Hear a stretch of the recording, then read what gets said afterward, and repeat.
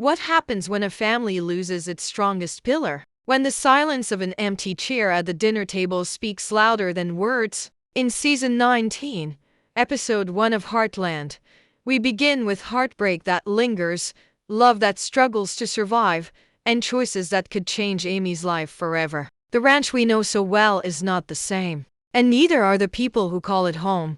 The episode opens with a quiet, almost haunting stillness across the ranch. The morning sun rises over the Alberta fields, but instead of bringing warmth, it casts long shadows that remind everyone of what's missing. Jack Bartlett is gone, and his absence hangs heavy in every corner of Heartland. His boots sit by the door untouched. His coffee mug rests on the kitchen counter, as though waiting for him to return. The emptiness is not just physical, it is emotional, raw, and unshakable. Amy walks through the barn, her hand brushing against the wooden stalls that Jack once helped her repair. Every sound feels amplified: the rustle of hay, the soft snorts of the horses, the creak of the barn door. She pauses, holding back tears, because she knows Jack would tell her to stay strong, to keep the family together. But staying strong feels harder than ever.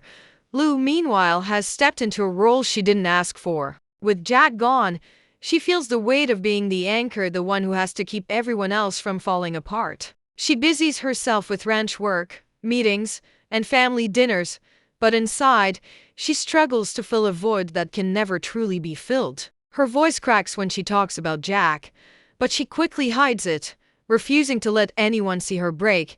Tim grieves differently. His anger rises to the surface more often now. Small things set him off: a broken fence, a late delivery, a careless comment. But beneath his frustration lies sorrow, a deep ache for the man who was more than just family. Jack was a guide, a rival, and a friend all rolled into one. Tim doesn't know how to admit he misses him, so he lashes out instead, leaving those around him unsure of how to respond.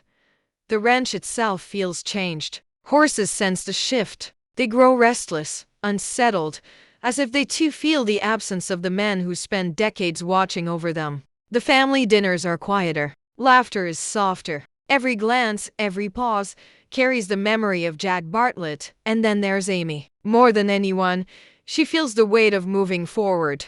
Jack was the one who always reminded her of her strength, her gift, and her duty to the ranch. Now, she stands at a crossroads. She knows she must carry his spirit within her, but her heart feels torn between honoring the past and facing the future. Nathan has been by her side, offering support, comfort, and love. But in moments like these, Amy isn't sure if she's ready or even if she deserves to embrace happiness again. As Episode 1 unfolds, we see the Bartlett-Fleming family standing on shaky ground.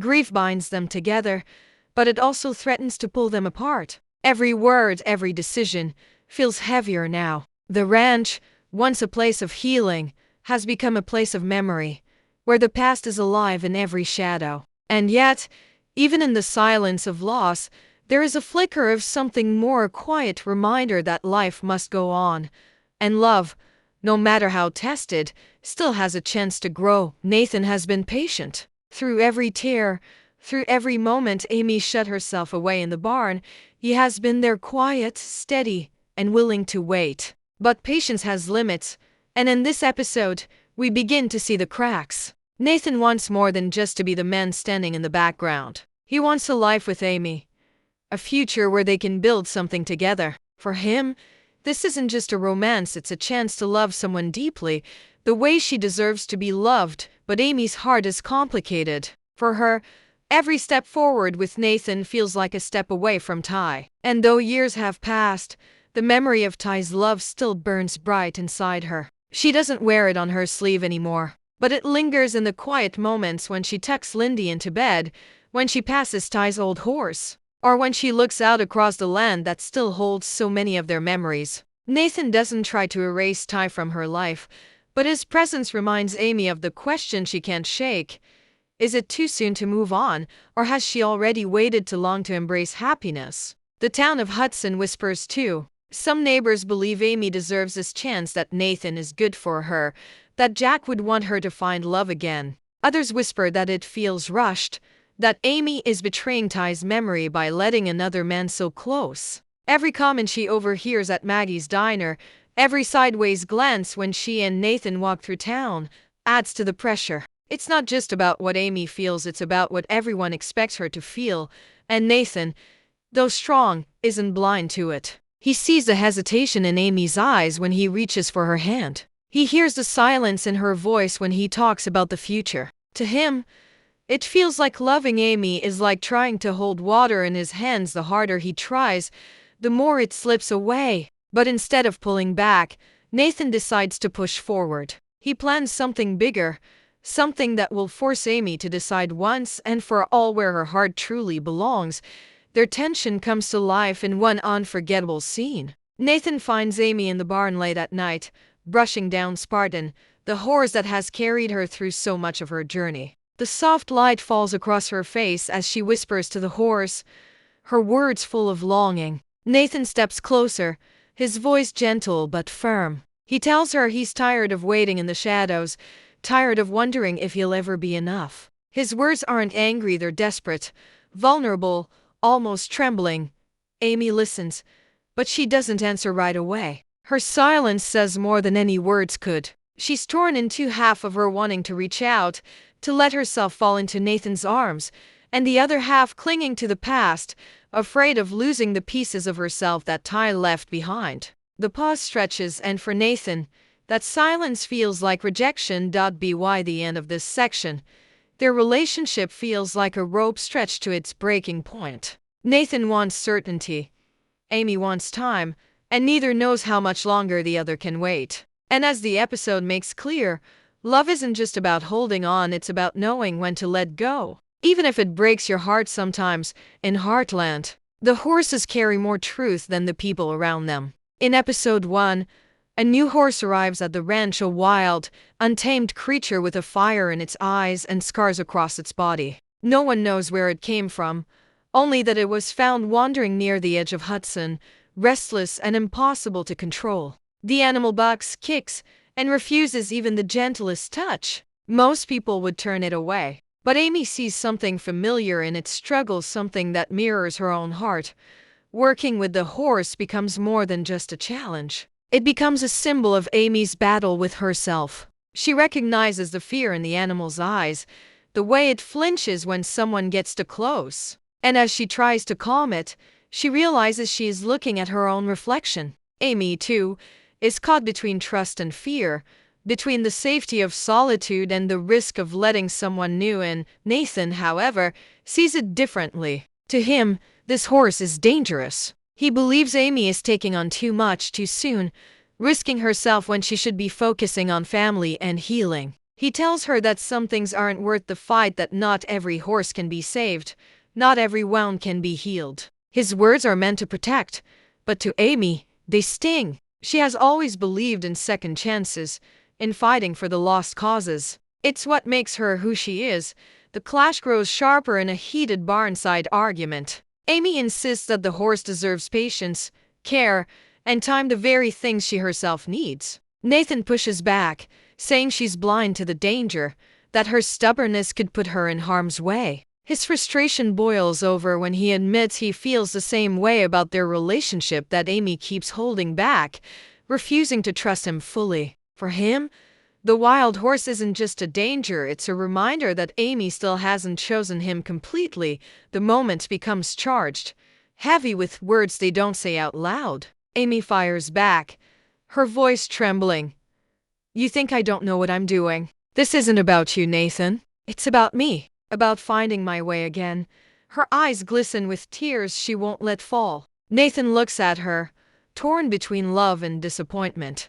Realizing that Amy's walls are higher than he imagined, even the family notices the growing tension. Lou worries that the fight over the horse is more than it seems, that it's a sign of deeper cracks forming between Amy and Nathan. Tim, still bitter, mutters that maybe Nathan isn't the right man for her after all. But Lyndy, with the innocence only a child can have, asks a simple question that silences the room.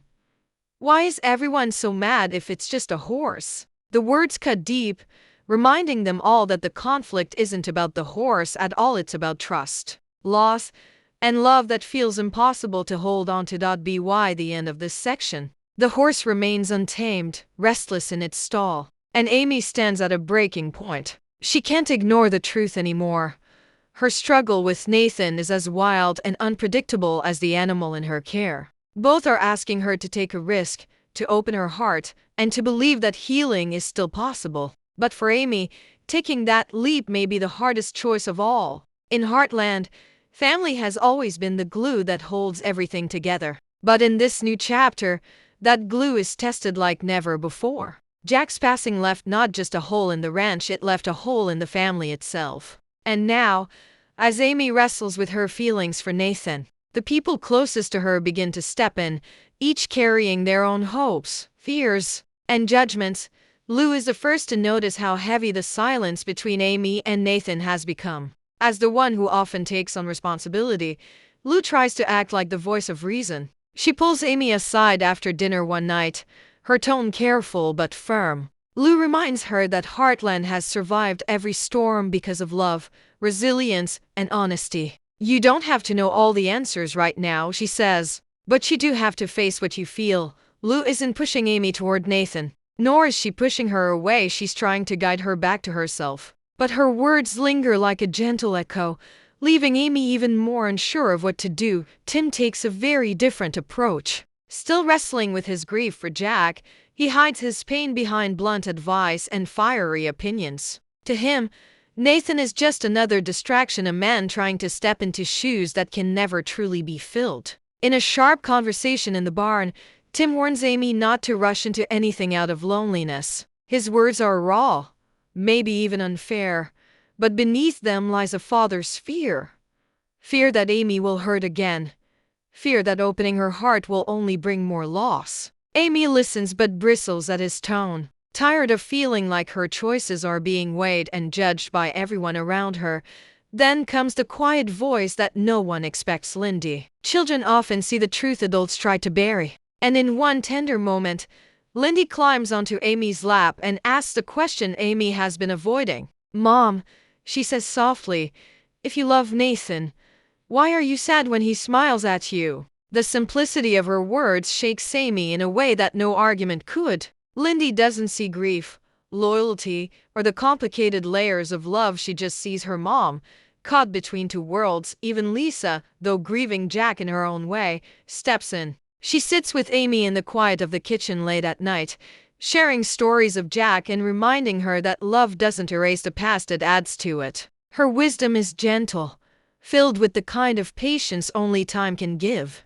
She tells Amy that moving forward doesn't mean letting go of Ty or Jack. It means carrying them with her, no matter what path she chooses. The family's voices create a chorus around Amy, some urging caution, others offering support, all pulling at her in different ways. And in the middle of it all, Amy feels the weight of expectation pressing down on her. She wants to be the strong woman Jack believed in, the loving mother Lyndy deserves, the sister Lou can lean on. But she also wants to be Amy, just Amy, without the ranch, without the whispers of the town, without the burden of being the one who has to hold everyone else together. By the end of this section, the family stands united in grief but divided in opinion. They each want what's best for Amy, but their advice only makes her path more unclear. And as Amy looks around the dinner table, Jack's chair forever empty, she realizes that no matter what choice she makes, it will affect not just her, but everyone who calls Heartland home.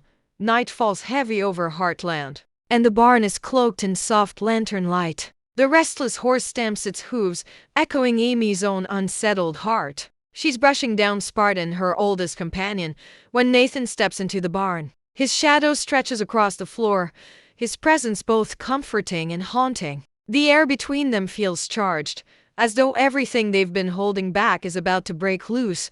Nathan doesn't waste time with small talk. His voice is steady, but there's a weight in it that Amy has never heard before. He tells her he can't keep standing at the edge of her life, waiting for permission to belong. "I love you, Amy," he says, his words trembling, "but I can't be a ghost in this house. I need to know if you see a future with me or if I'm just filling the space someone else left behind." The words hit Amy like a storm. She lowers her brush, her hand frozen against Spartan's mane. She wants to speak, but no sound comes out. Nathan steps closer, eyes searching hers, desperate for an answer. Finally, Amy whispers the truth she has buried for so long.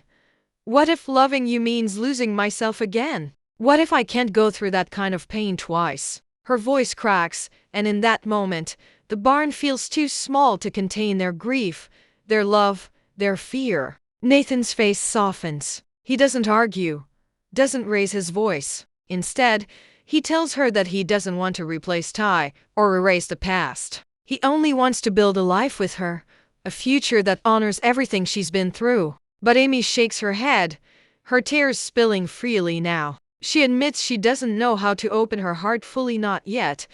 The silence that follows is deafening. Nathan's shoulders slump, his hope slipping through his fingers. For a moment, it seems like this is the end, that Amy's fear has finally built a wall too high for him to climb. He looks at her, his eyes full of love and hurt all at once, and whispers, "Then maybe the best way to love you is to let you go." He turns, his boots echoing against the wooden floor, each step heavier than the last. Amy calls his name, but the words catch in her throat. She stands frozen, her hands shaking, watching the man who has stood by her side walk into the night. The lantern light flickers, and the barn feels emptier than it ever has before. Outside, the night wind howls across the fields, rattling the old fences Jack once mended. Amy clutches Spartan's reins as if the horse is the only thing keeping her grounded. In her chest, her heart beats with a mix of regret, relief, and terror. She wanted time, she wanted space, but now that Nathan has stepped away, she feels the crushing weight of what she might have lost, and as the scene closes, Amy lifts Jack's old hat from a nearby shelf. She holds it close to her chest, whispering words only she can hear. It's a plea for strength, for guidance, for some sign that she can find her way through this storm. The camera lingers on her tear-streaked face, torn between past and future, love and fear, memory and hope. This is the moment where everything changes, not just for Amy and Nathan, but for Heartland itself. Because sometimes, love isn't about choosing who to hold on to, it's about deciding whether you're brave enough to risk the fall. The night is still, but inside Amy's heart, a storm rages. Nathan's footsteps have faded into the darkness, yet the echo of his words lingers like thunder. She stands in the barn, Jack's old hat pressed to her chest, as if holding it could somehow bring back his steady voice, his guiding wisdom. But there is only silence, and the restless stamping of the wild horse in its stall. Amy wipes her tears and steps closer to the animal. Its eyes meet hers, fiery and unyielding. In that gaze, she sees herself afraid, cornered, unsure whether to trust or retreat. She reaches out a trembling hand, and for the briefest moment, the horse leans forward. But then it jerks back violently, crashing against the wooden boards, rattling the entire barn. Amy stumbles, her fear rising, and she realizes she cannot tame what she does not yet understand, neither the horse nor her own heart. Outside, Lou watches from the porch. She can see the light flickering in the barn and knows her sister is breaking inside. She wants to run to Amy, to hold her, to tell her it will all be all right. But she doesn't. Lou knows this is a battle Amy must face alone. Family can support, family can advise, but in the end, the choice belongs to Amy. Tim, meanwhile, sits alone by the corral, a bottle in his hand, staring at the stars. He mutters Jack's name, as if asking for guidance from the man who always knew what to do. But no answer comes. The silence of the ranch weighs on him too, and for the first time in years, Tim feels powerless to protect his daughter, and Nathan he doesn't leave quietly. The camera follows him down the dirt road, the night swallowing him whole. His face is heavy with sorrow, but also with resolve. He isn't running away forever, but he knows he can't keep fighting a battle Amy refuses to fight with him. His absence creates a hollow space, one that Amy feels instantly. Even as she tries to tell herself she needs this distance, the cliffhanger arrives in one final, breathtaking moment. Amy returns to Spartan's stall, her tears drying on her cheeks. She whispers to him softly, her voice trembling, "I don't know if I can do this anymore." Suddenly, the wild horse lets out a piercing cry and kicks its stall open, bolting into the night. Amy gasps, racing after it into the darkness. her figure disappearing across the fields. The camera cuts sharply Amy chasing the untamed horse under the pale moonlight, Nathan walking away in the opposite direction, and the empty chair at the Heartland dinner table framed in silence. Three images that capture everything: loss, love, and the fragile hope of what comes next. The narrator closes with words that leave the audience breathless. Amy's future stands on the edge of heartbreak and healing. Will Nathan return, or has she already lost a man who dared to love her through her pain? And what does the wild horse's escape mean for the family's bond? One thing is certain at Heartland: nothing will ever be the same again. The screen fades to black, the music swells, and the audience is left clinging to one question: is this truly the end of Amy and Nathan, or the beginning of a love that must be tested by fire?